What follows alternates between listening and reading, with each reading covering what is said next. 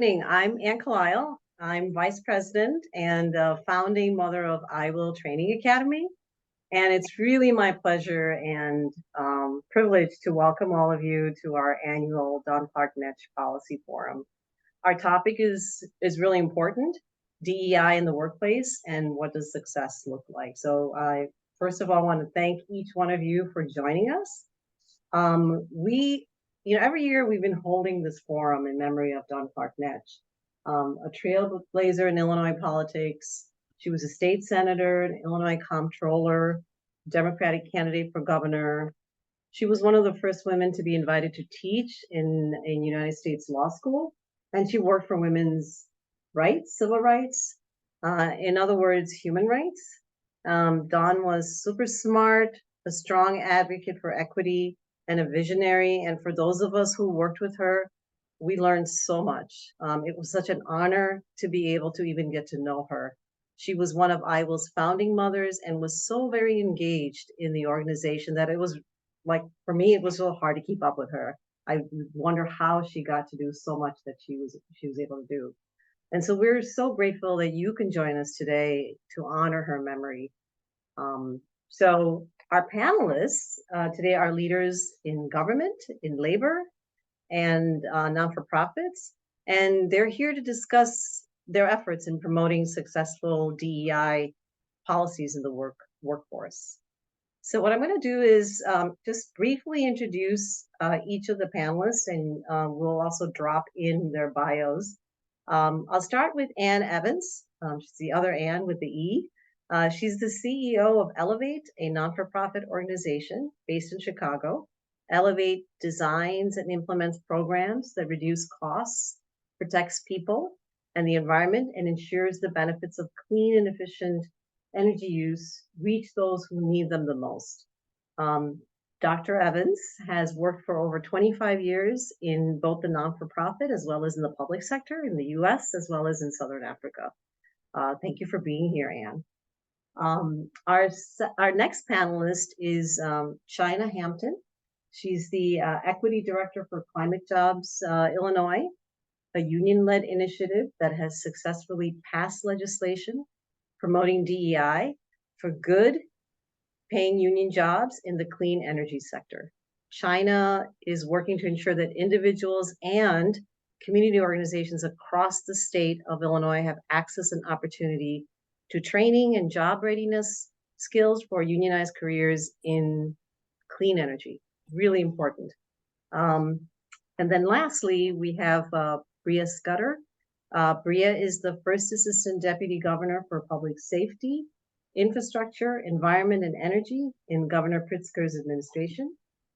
In this position, Bria helps manage more than 10 state agencies, including the Department of Corrections, State Police Department, Department of Transportation, and the Illinois Environmental Protection Agency.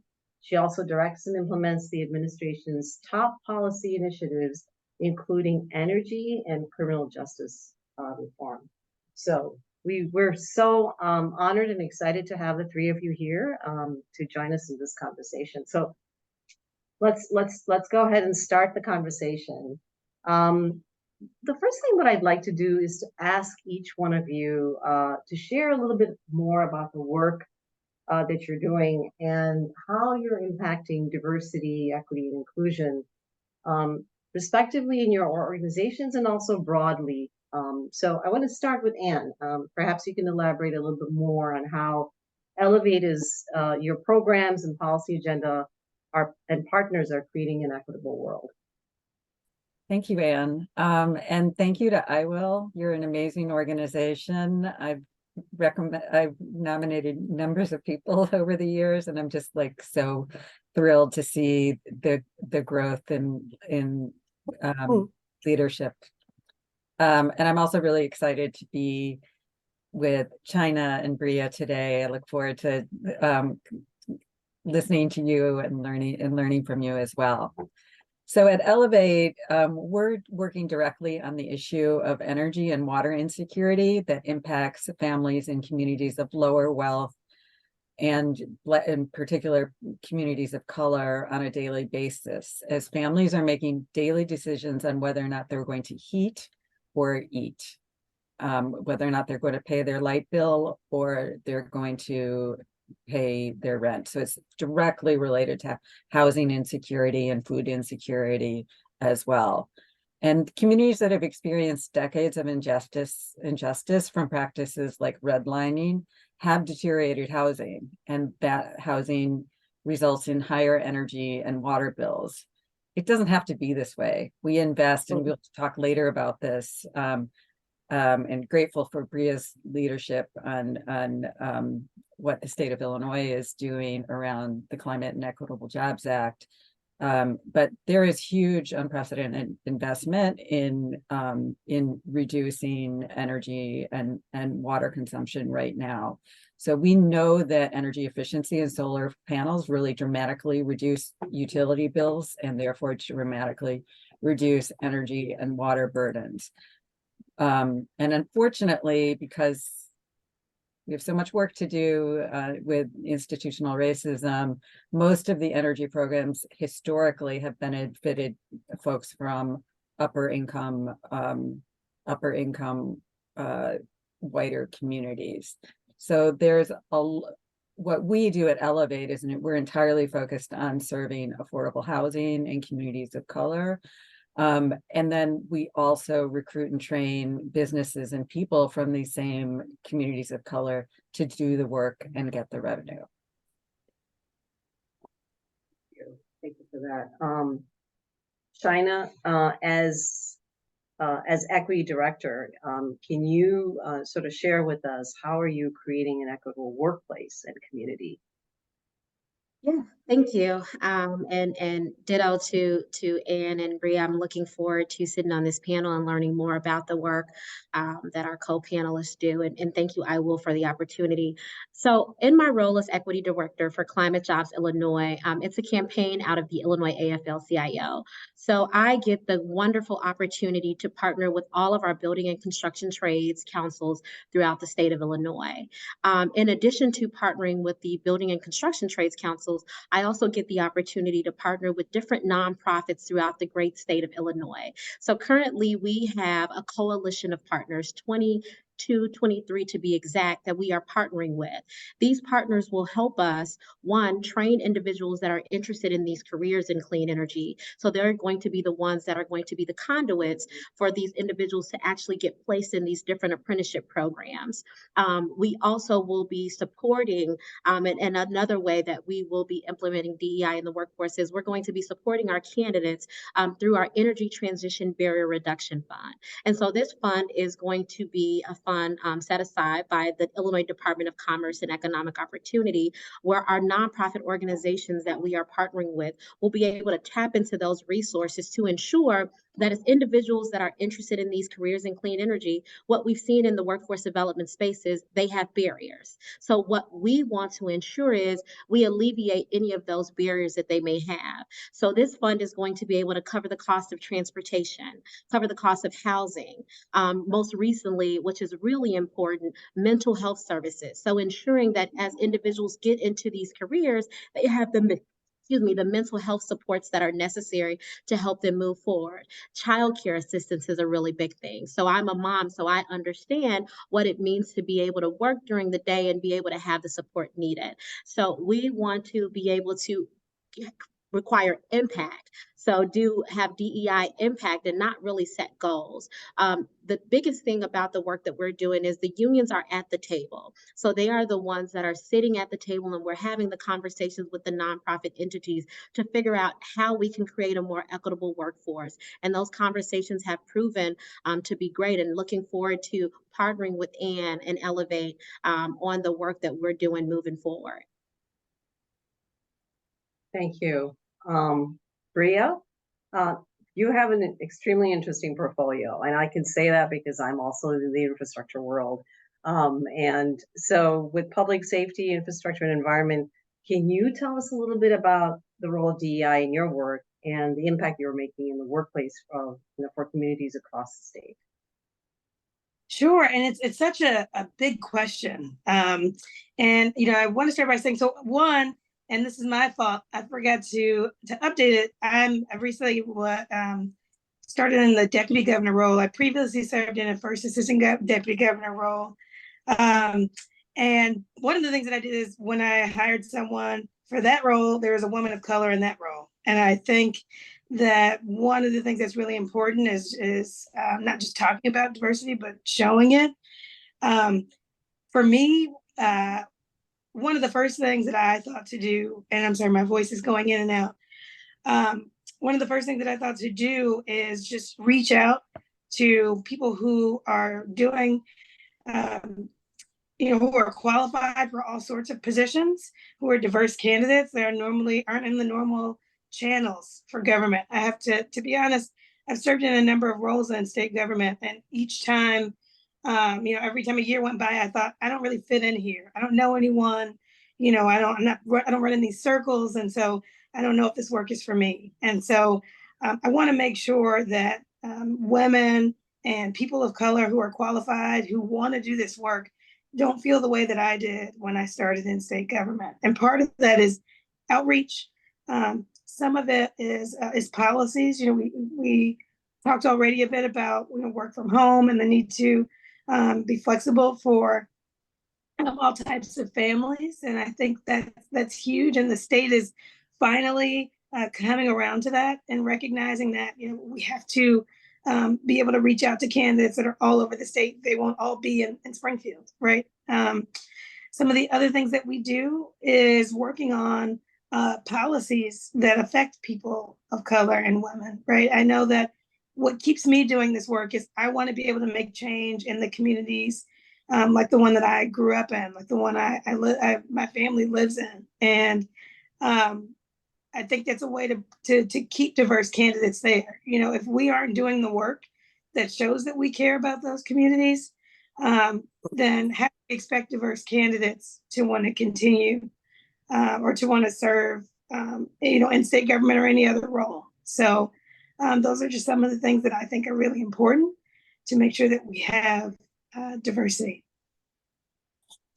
Thank you. It's really interesting that each one of you actually touched upon, dismantling sort of structures in place that actually promote inequity. So just moving to, and Bria, you actually touched upon this. The title of this forum is DEI in the workplace.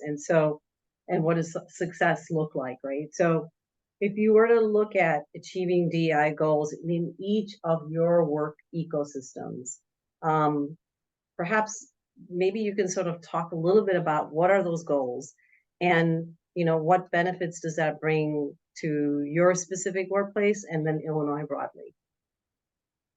I'll start with Chynna.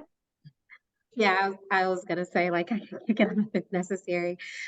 So as I mentioned before, for us, it's more not so much goals, but it's DEI impact. And so success for us in the industry that we are in is ensuring that Black and Brown individuals and women are represented on the clean energy projects that are going to be coming down the pipeline in Illinois. That is success for us. Being able to ensure that individuals have the opportunities necessary to propel them forward. So that's ensuring that, we are going into these economically disadvantaged areas and doing targeted outreach and recruitment, those environmental justice areas and doing targeted outreach and recruitment. Well, we're partnering with these different organizations that are staples in those communities to ensure that we're recruiting these individuals. That's what success looks like. And then after we've recruited them, ensuring that they have longevity on these projects or on these job sites, ensuring that, there's not just one site that they're working on, but also able to move within the union and move on different sites. I think Ann touched a little bit on this too, and this is something that we're also exploring, is ensuring that as we're thinking about workforce development, also thinking about the business development aspect of this all. So, you've got these folks that are in workforce development, so they may be an electrician or a carpenter or a laborer. It would be great to see them move up or scale up, and we can start incubating these different businesses to get get them started in those businesses in clean energy, or providing the access to capital to accelerate those businesses. All of these are programs under DCEO where we are able to work and fund these programs. And again, that is impact, and that is our way to create an equitable workforce. Anne or Bria? I can build on what Chynna was saying. You know, across many of the state's energy programs that are implemented, they're ratepayer programs, so they're implemented through the utilities. There is already a 40% goal that 40% of the work be done by MWBE companies. I think it's important when you think about goals to think about them as a floor, not a ceiling. And that we, as a minimum, we must at minimum make sure that 40% of the revenue from these programs is going to MWBE businesses. I think another aligned initiative at the federal level is the Justice 40 initiative, which of course was the commitment from the Biden-Harris administration that 40% of the benefits of the climate spend must benefit people from, they use the term disadvantaged communities. We don't like that so much. We like asset-based language, but still targeting the same communities. And that's an important commitment right now, because with the Inflation Reduction Act, we have nationally $370 billion being spent on climate solutions. And I don't know the exact number for the state. I've been trying to calculate it, but it's a moving target, but it's billions and billions and billions of dollars coming into the state of Illinois. So it's a really huge opportunity for the state. Bria?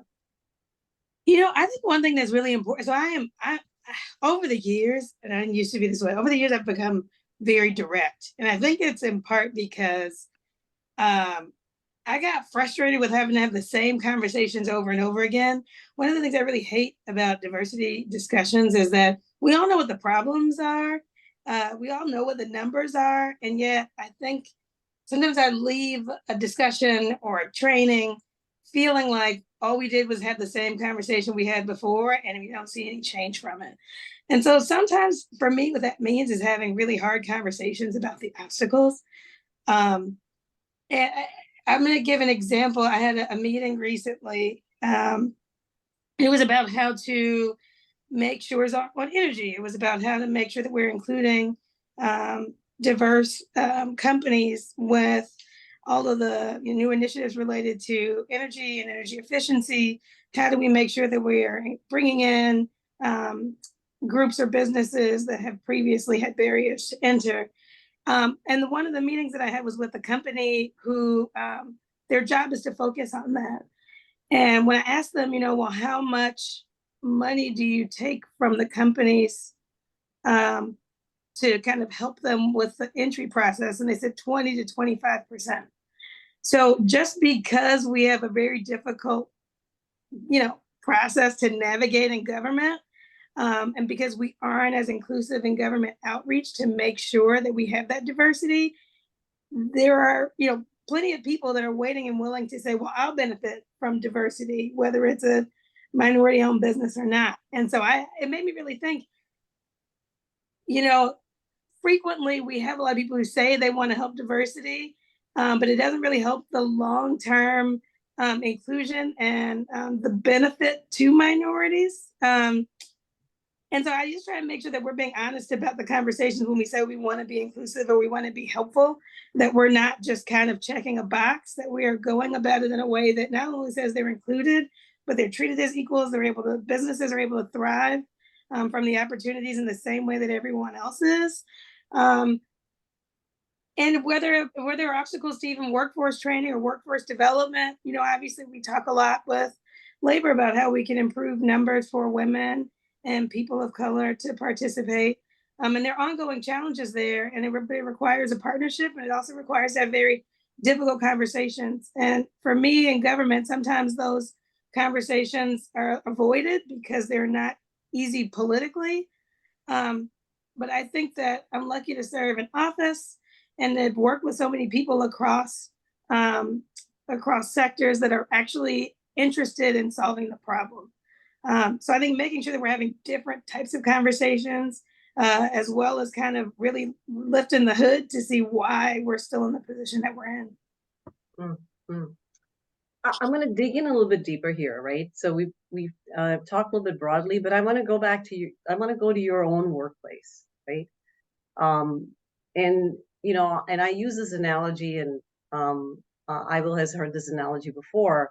You know, how do you achieve diversity, right, in your workplace? What's the ideal definition of that? And let's go beyond the Noah's Ark analogy, right? Like if I bring two of this and two of that and two of this, now I've got diversity. Now you look like you have diversity, but do you really have diversity, right? And so I just wanted to throw that question out, you know, to the three of you is how do you achieve true diversity in your workplace, in your respective organizations? I can jump in, and I think you start by like really having a deep internal conversation about, do you really value diversity? So to get us away from the sort of just demographic goals is, do you really value diversity, and can you articulate why? And at Elevate, we do really value diversity because it makes our business better. We're a nonprofit, but we're still a business. It makes our business better. It makes us better able to work in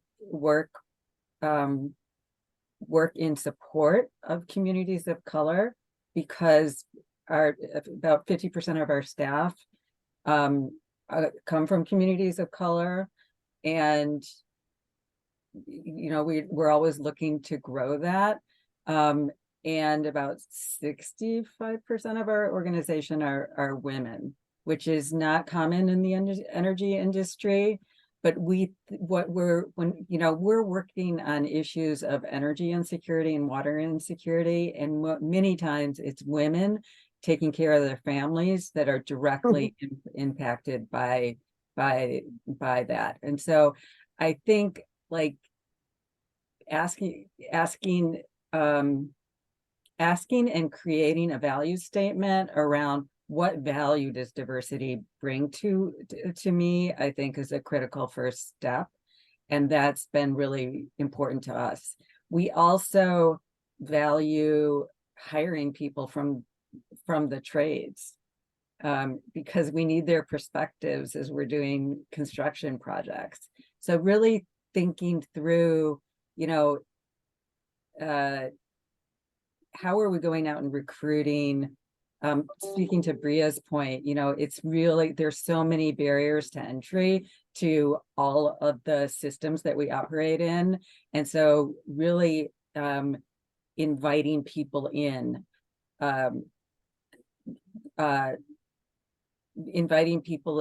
and creating a really inclusive experience, which I think starts from folks getting to know us, to getting recruited, to becoming mentored once they're within the organization, so that they can grow and be successful. Chynna or Bria?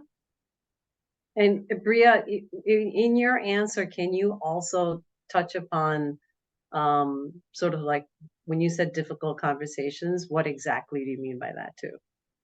That can go anywhere from we just talked about labor, and so how do you make sure that we are prioritizing labor, that we're making sure that they're at the table and that we have good paying jobs, but at the same time having a conversation with them about minority participation and women participation. We need some work there, and so you can't talk about one without the other, in my opinion. And sometimes that's hard, right? Because there are a lot of reasons why we're not there yet. Some of them are, we don't, have the you know, we don't have the pool of people, especially depending on where you are in the state, or, you know, that's that's the first thing that comes to mind. I guess I'll start there. But how do we get there? I think it's, if we always say that, well, we don't have the people to do it and we don't do something about it, it's going to be an excuse forever, right? And I think we're changing that. I think that we now are in a place where we're having those conversations to address it. Other difficult conversations, types of jobs, even, you know, when we talk about which, like, you know, all jobs aren't the same. All jobs don't pay the same. And sometimes we talk about diversity in just numbers. And so I don't want to just hear how many Black people you have that work somewhere. I don't want to just hear how many women you have. I want to know what jobs they have. And I want to know, how are we giving everyone opportunities to move up or to move into a role that's more senior, so that they're able to be a part of the decision making. So, and those are hard conversations, you know. It's hard to tell a leadership team, you're telling me you have diversity numbers and everyone sitting in the room with me is a white man. And it happens all the time. I don't want a bunch of white men coming in my office with a piece of paper that tells me they have, you know, women and Black people or women and people of color. But that happens all the time. So that leads me to the questions of, where are they? And you have to be willing to ask it. What is the culture like? How are we making sure that women are comfortable in the workspace? How are we making sure that we're actually addressing, you know, culture issues? There have been times over the course of my career where I felt uncomfortable with conversations that were being had by people in leadership, and I didn't think that there was any way to have it addressed. And as I mentioned earlier, the only thing it made me want to do was leave and go somewhere else. I've been lucky where I've got new opportunities to kind of bring me back in and show that I can be a part of that change and it can happen. But I also don't blame people who have a hard time feeling that way. And so we have to really, it's on all of us to really make sure something is done about it. The other thing I think I would say is, a lot of times when we talk about diversity, we look to people of color and ask them, you know, I get a lot of white people that have come to me and say, what should we do? And it's all of our problems, right? I've got a whole nother job just like you do. You know, we can't just rely on the, you know, women and people of color in the office to solve the problem. If you don't feel engaged and responsible for the solution, then it's not going to happen. And that's also why when we have a you know, chief diversity officer in the governor's office that's made a huge difference. I'd say that even when the governor came in office, just starting out, I don't think anyone's ever seen just the diversity in leadership that we have. And so it took a governor to say, this matters. It's not just about numbers, but I'm going to make sure that we have diverse leaders in my office. Is something that resonated with me, and it gave me the push and the belief to say, like, not only do I care about this, but the governor cares about this. And he trusts me to do something about this problem, and he also believes that there are women and you know, people of color that can do these jobs and lead, and it's changed the way that I see my career and the decisions that I have to make.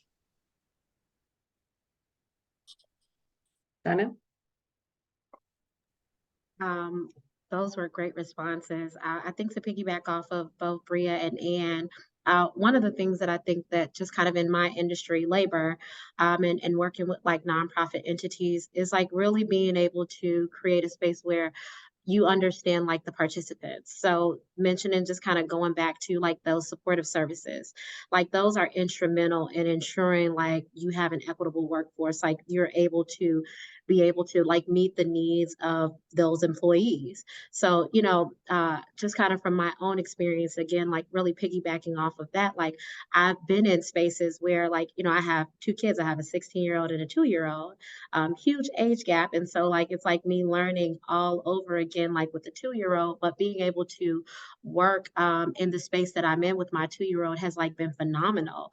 Not so much with like my 16-year-old, like when she was like coming up and like I was like in the workforce.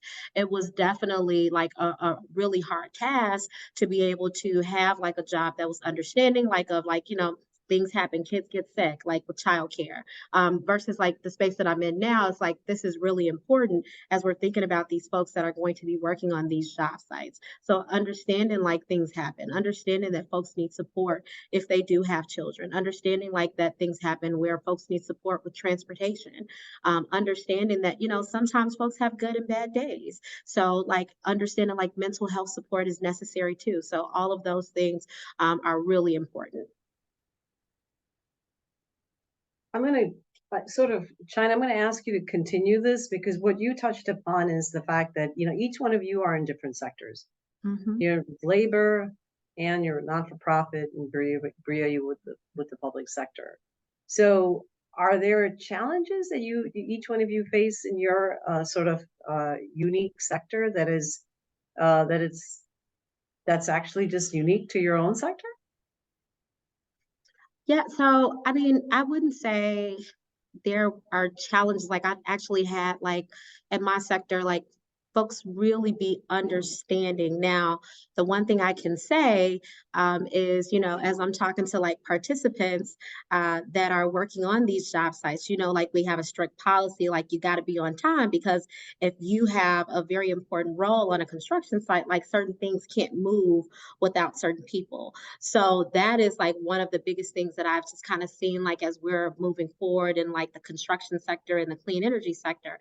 I think for me personally, as I mentioned before, like this is kind of like I have like a manager now that I work with. And it's kind of like really understanding like, the employees and getting to know like the folks that you work with. So like, you know, a while ago, my son was sick, like him understanding like, you know, something is off. Like you're not like moving the way that you normally do. Like I'm really concerned, and just having a conversation with me as opposed to like bringing the hammer down. Like, okay, you're not doing this, but it was a conversation we had, and I was able to explain like what was going on.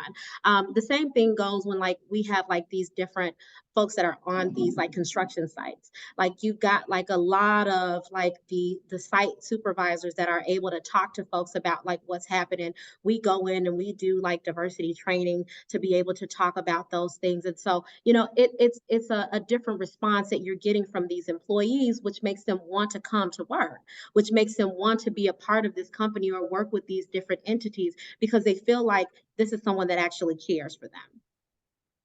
Mm. Anne or Bria?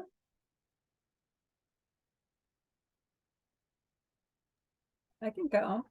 I think in the environmental nonprofit sector, boy, there's so much work that has to be done. Diversity, equity, and inclusion.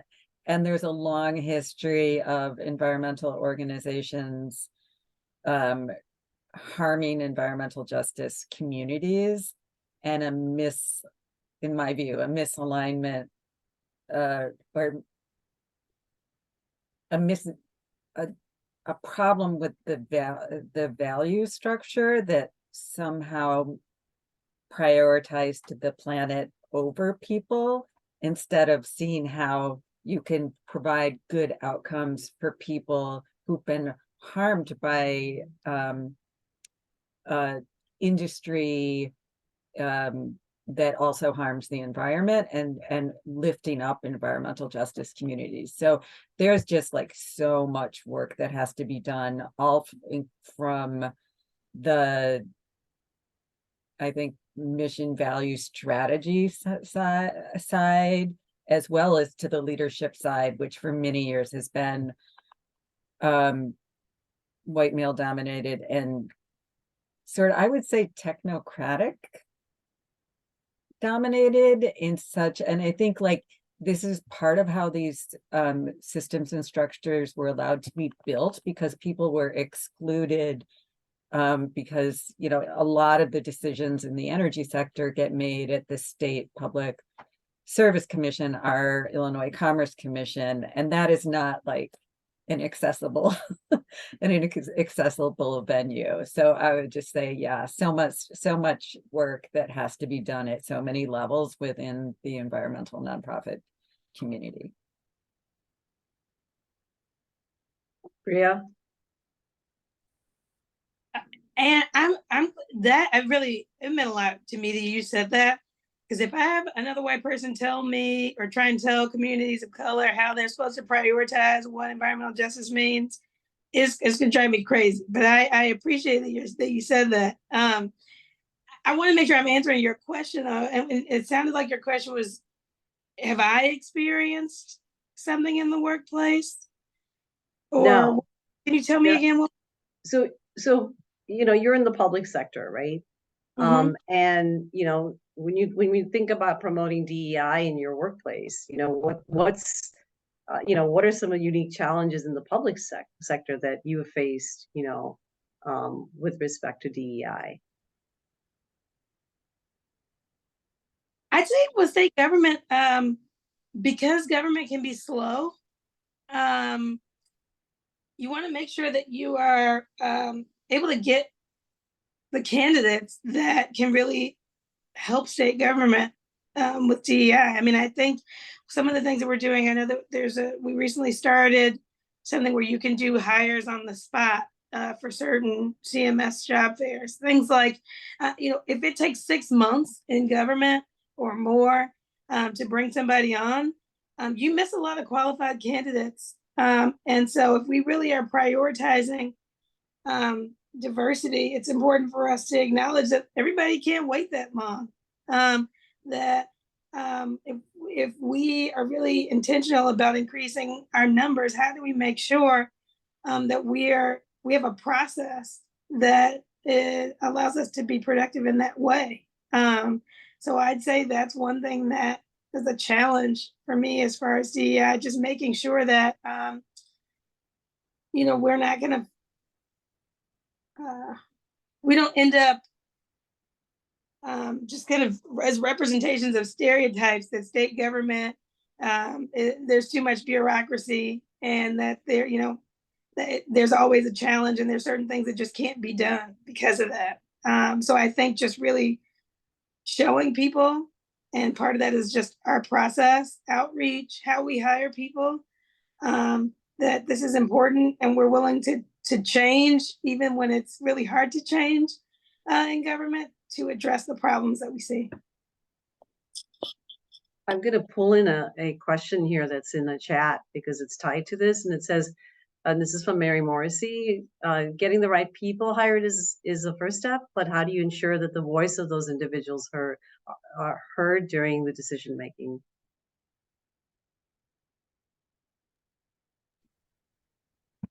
Who's that for? For me?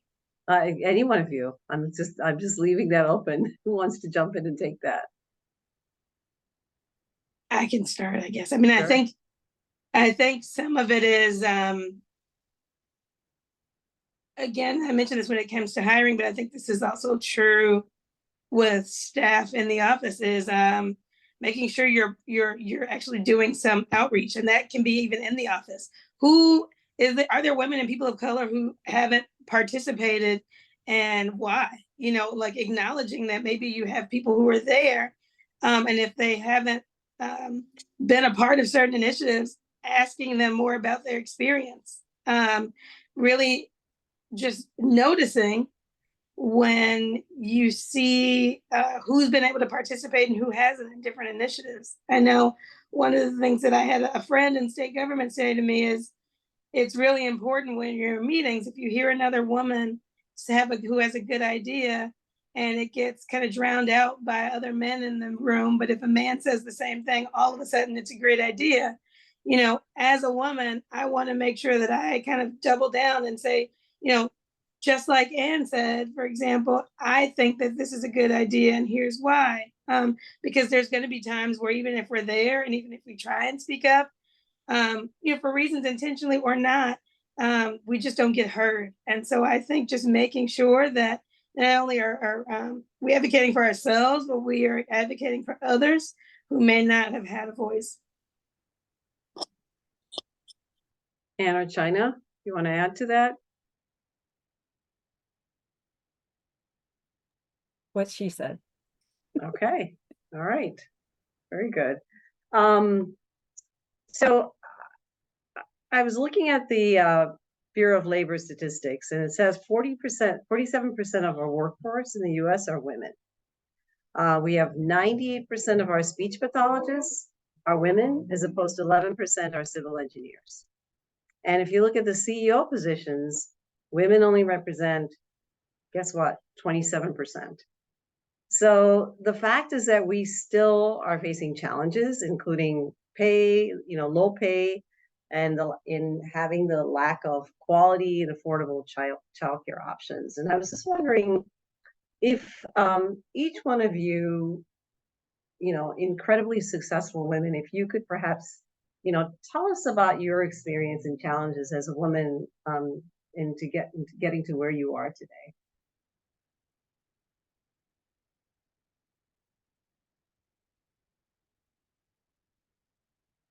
Anne? Sure. Wow, so many stories. Where to start? I can start with this one. I went to engineering school, and the male department chair, there were less than 10%, so we haven't made much progress, right? There were less than 10% of the class was women, and so many stories about behaviors that you wouldn't believe, or you probably would believe. But my department chair took me into his office and said, Anne, you should really consider another major, because women don't tend to succeed in this. Didn't know me at all, just entirely based on his own biases, said that. A second thing I remember, when I was in the workforce, I'm also a mother, and when I was telling my boss that I was going to, and I was kind of like in the middle management, like trying to move up in leadership, and I told my boss that I was going to become a mother and expecting, to be on leave during these weeks. And he replied, kind of horrified, and telling me that, oh, this was so terrible because he could no longer trust me as a leader. So there's been a few. Those are a couple that stand out. Chynna? Yeah, so at one point I was fortunate enough to work in government, and this is just kind of like, so this is more of like a family story. So my mom, one of the biggest things, and my mom, she did 2 years of college, but again, like she had like a glass ceiling where like it was just like that's where you stay. And so I remember at one point, like the biggest thing that she used to tell me, and she's like, go to college, get your degree, and go get you like a good government job and just stay there. Like don't do anything outside of like just having a stable government job. Like you don't have to move up. You could be an entry level employee, like, and you could move up in the ranks maybe to like a manager, but like don't go beyond like that. And so I remember graduating from grad school, and I had an opportunity with a federal agency where I was a part of like the Pathways program under the Obama administration. And so, in the back of my head, all I could hear was like my mom saying, like, no, just stay there, like, don't move. And I said, well, what if there are other opportunities for me to move up and move out? And she's like, oh, no, this is no, that's not for you. Like that, this is a male dominated sector. You need to just stay the course.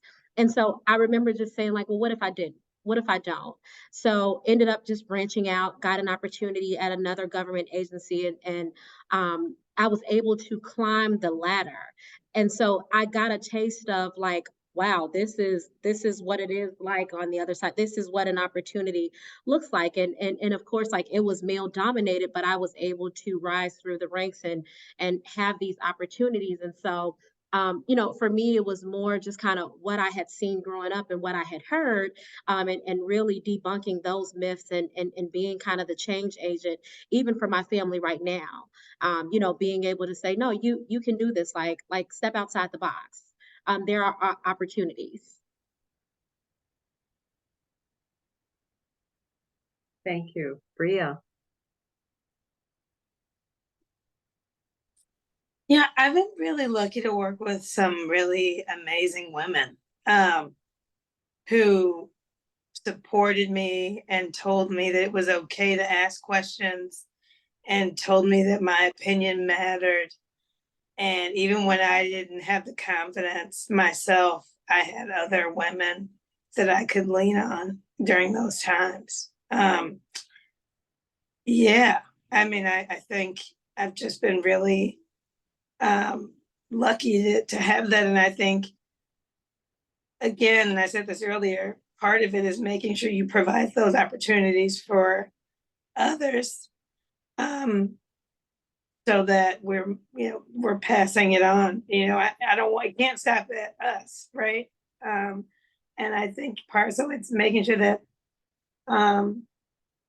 some of it for me was even that, I want to make the women that have been supportive of me proud, and that meant a lot to me.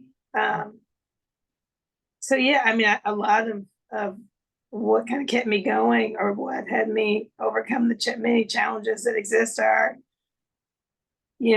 being there for each other when you just didn't feel like you could go any farther. Yeah, each one of you made me think of, the women who were doing these things for the first time, right? Like I mentioned, Dawn Clark Netsch, she was the first woman to teach law. What was that like, right? Because law, of course, is an extremely male dominated. It was at least a very extremely male dominated professions. Anyway, I want to pivot to some of the questions that have been appearing in the chat.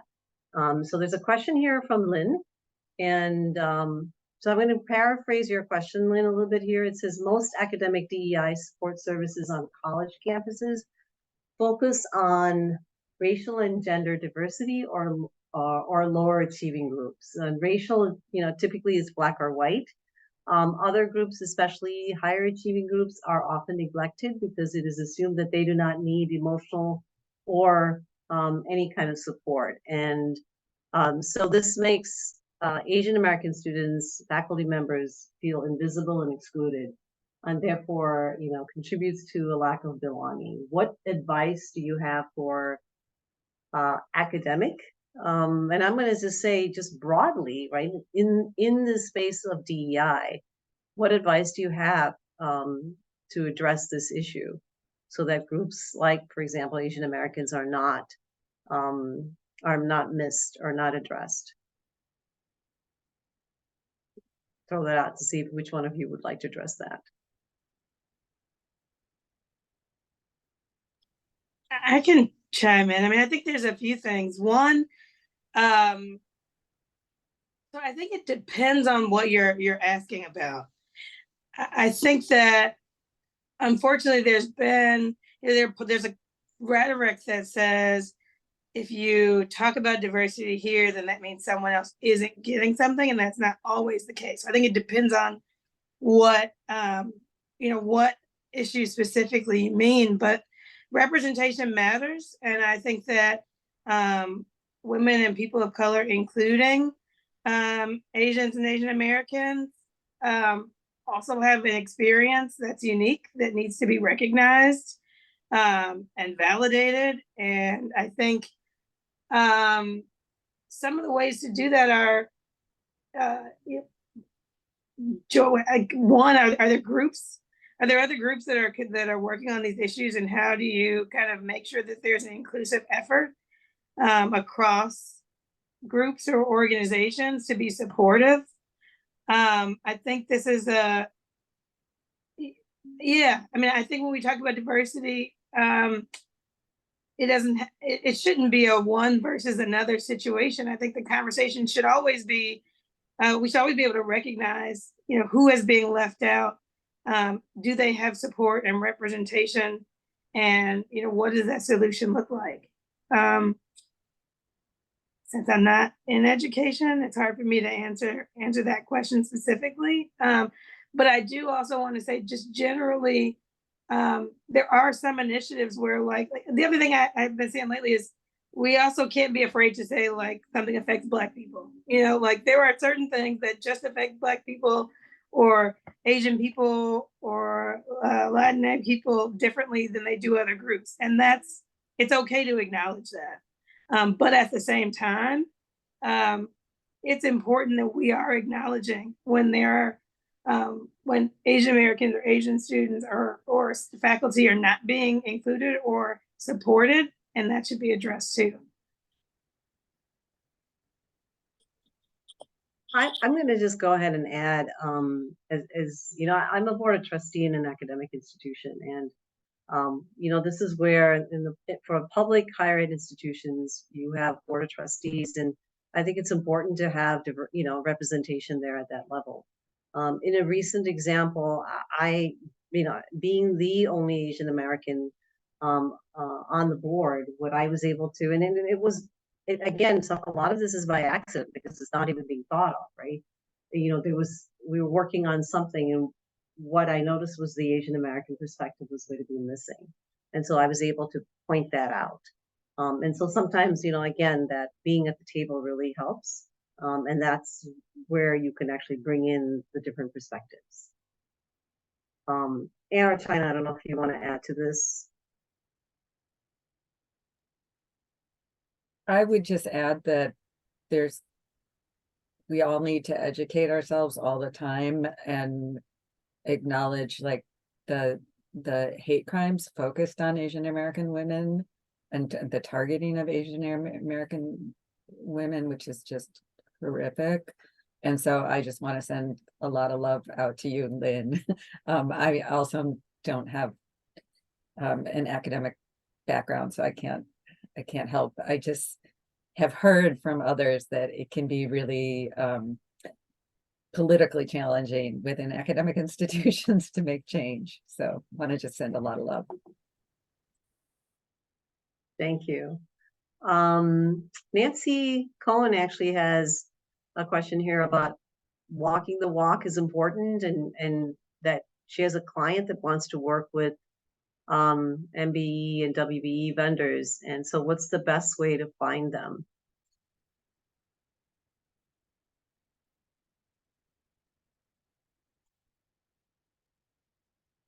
Is there a specific sector? Maybe that could be helpful, Nancy. I don't know if it's in construction or technology or.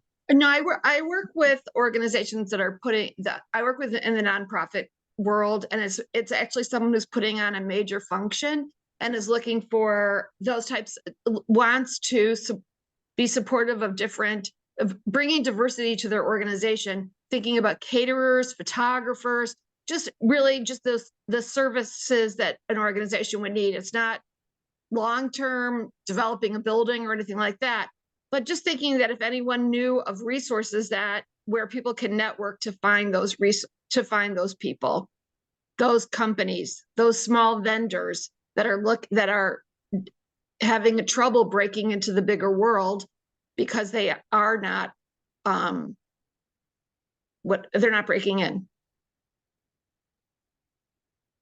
And you can email me if you have a suggestion, because it doesn't look like anyone has an answer. Yeah, I think I think Anne is saying that she can provide resources. So thank you. She's put her email address, and Great. I'm sure others can help as well. Okay. So, all All right, Anne, I'm emailing you. Thank you. Thank you, everyone. Yeah. Susan here has a question about what are some ways that white or the majority leadership can support people of color in the workplace? I mean, this is in addition to mentoring them into leadership positions.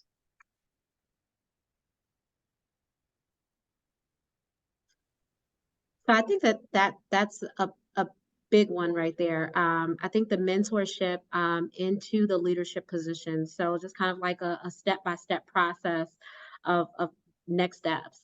One, understanding just you know, what this person wants to do. So for me, you know, I've been fortunate enough to like have like some really great leaders in my career. And so, you know, we my manager is a white man. And so we work very closely together. And so I've been fortunate enough to say, hey, this is what I want to do long term. This is my goal. This is what I see. Like, how can we work together to ensure like I can get there? And so like understanding that and being able to have someone that like has your best interest and says, okay, so I know that you want to do this. Let me connect you with this person, or, you know, let me help you get the necessary steps, or maybe it's going back to school. So really having, I think the mentorship component is a really big one. I would add stepping back so that somebody else can step forward. So be it a speaking engagement or sitting on some kind of advisory council. Like if you get the invitation, you can always step back and give the invitation to somebody that you're supporting. So I think it's like acknowledging that as white women, we have opportunity and privilege and access, and we can give that away, and we don't lose anything actually. We don't lose anything. We gain. And that's a good point. Like I think that you have a lot of leaders, and to me that's an example of a great leader, being able to step back so that, you know, someone under you can actually not so much take the shine, but like get in the spotlight. You know, you can actually see like, you know, the mentorship that you've done, probably like the lessons learned, you're able to put them on the front and sit back and just kind of say, okay, and then provide room for feedback. You know, like I said, I've been fortunate enough to have like a lot of those opportunities. And had it not been for like my manager stepping back and saying, no, you go ahead and you do that. So, with the speaking engagements, with the opportunities to go out and talk about our program, like that has been instrumental in my career and just kind of raising awareness, not only surrounding myself, but the work that we're doing.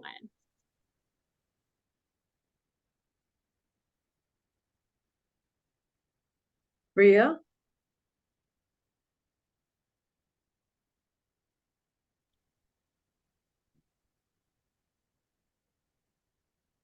I'm having a hard time with this one. Mm-hmm. I guess one thing I would say is hold other white people accountable for what they do.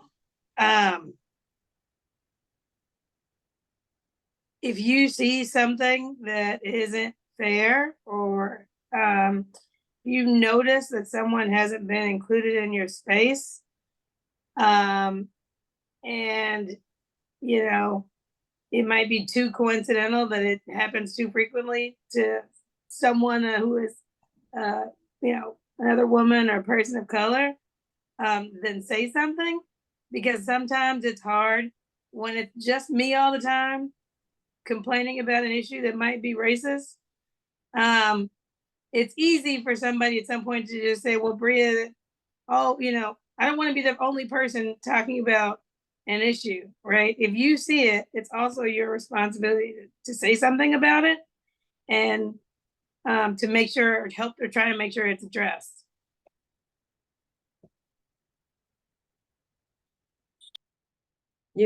I have to say I just have to say one thing though.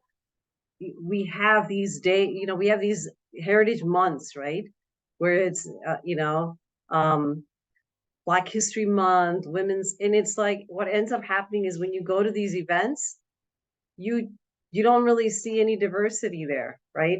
And if I go in May, when I go to an Asian American Heritage Month, the only people I see are Asian Americans. And it's like, you know what? I don't want to see you. It's not that I don't want to, it's like I see you all the time, right? And these events are really for everybody else, not just for the community. And so having having sort of leadership support these kind of events, so you have more broader participation, is sort of is in one way in which you can support.